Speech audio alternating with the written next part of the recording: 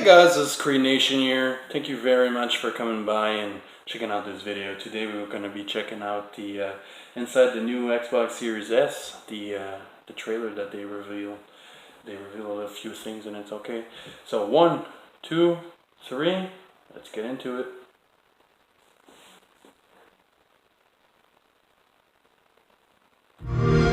When we started this journey in 2016, we set the goal of bringing transformative gaming experiences to all gamers across the globe. Gamers have different priorities and playstyles, but we all want to have the same great gaming experience with the same catalog of next-generation games that we can play with our friends regardless of which device we choose to play on. To deliver on our ambitions, we knew we needed to build two consoles with similar next-gen capabilities at a differentiated price point. By designing two consoles in parallel from the very beginning, we can deliver the same core gaming experience while also making it as easy as possible for developers to scale their games across both consoles with minimal effort. This means that Xbox Series S delivers the same incredible next-generation experience and features as Series X, just at a reduced rendering resolution. With that in mind, I'd like to highlight some of the features and performance benefits you can expect from Xbox Series S, our smallest, most affordable, all-digital, next-generation Xbox console.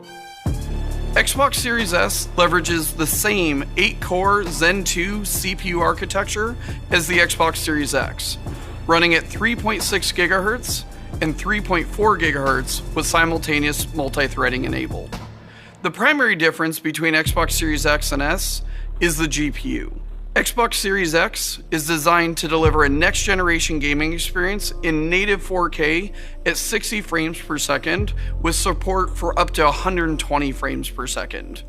Series S is designed to deliver the same great next-gen experience at 1440p, also with support for up to 120 frames a second. It also includes an advanced hardware scaler to upscale your games when you're connected to a 4K TV. Xbox Series S also has full hardware support for AMD's latest RDNA 2 feature set, including hardware-accelerated DirectX ray tracing, mesh shaders, and variable rate shading, the exact same as Xbox Series X. Xbox Series S contains 10 gigs of GDDR6 memory running at 224 gigabytes per second, scaled in line with the target resolution. Both consoles are powered by the Xbox Velocity architecture, which means you can expect the same next-generation benefits from Xbox Series S, including faster load times, consistent and higher frame rates, and new features like Quick Resume. Xbox Series S advances the state-of-the-art even further by adding new innovations such as sampler feedback streaming, only possible on our next-generation consoles. With sampler feedback streaming, Xbox Series S is able to load only the portions of textures required to render the scene, just when they are needed. It allows games to load texture data with a much finer granularity than ever before, resulting in a massive leap in I/O and memory efficiency.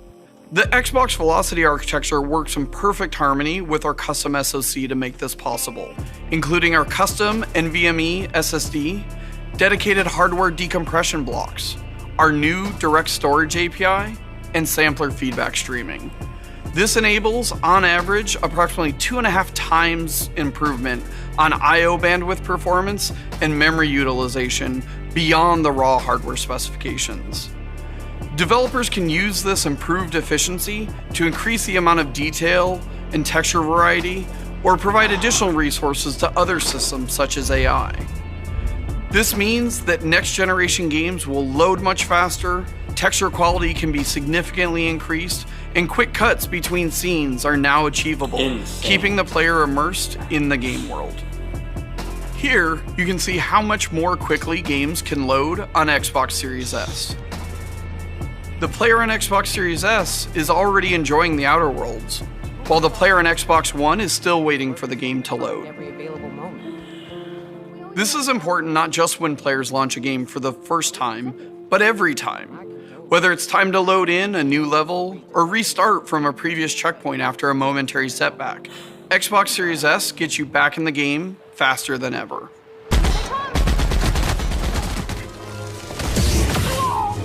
With Quick Resume, this is how easy it is to move from one pause game to another Wow. and pick up right where you left off. Minecraft. Suspend and Resume made it simple for Xbox One players to put their consoles to sleep and get back into the game later. Oh, good. I really love how it changed. With Quick Resume, Xbox Series S owners can have multiple games in rotation and easily move among them in a snap.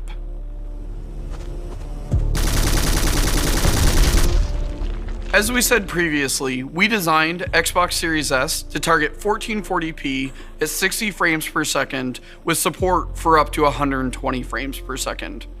For a closer look at what 120 frames per second means for games, let's go over to our friends at the Coalition.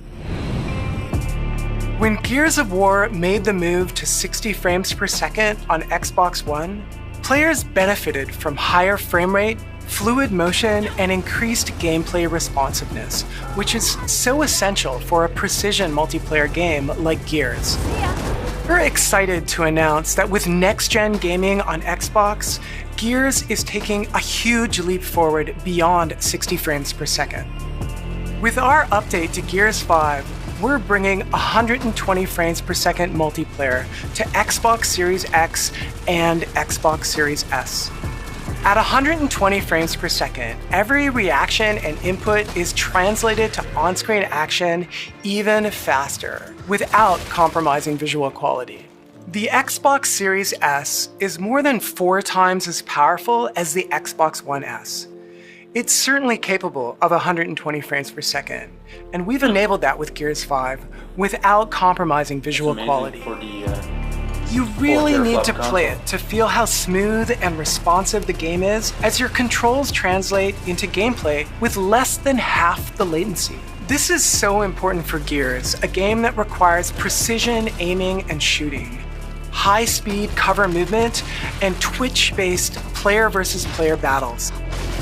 We cannot wait for you to experience the performance of 120 frames per second on both Xbox Series S and Xbox Series X. With Xbox Series X and S, your favorite games seamlessly scale across devices while maintaining what's new and innovative about our next generation consoles. We wanted to make the development process as easy as possible for developers around the world to build their games for both consoles. All the games you see here are running on Xbox Series S. Developers today already use a number of techniques such as dynamic resolution scaling to scale their games across multiple performance profiles, and the design of Xbox Series X and S empowers them to continue to do so without requiring fundamental changes.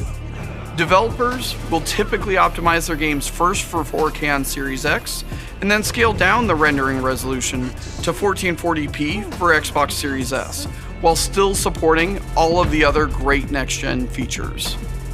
With support for all of the same next-generation features and capabilities in both Xbox Series X and S, developers can focus on delivering the same great gaming experience on both consoles, and their power, speed, and performance will enable the future of games.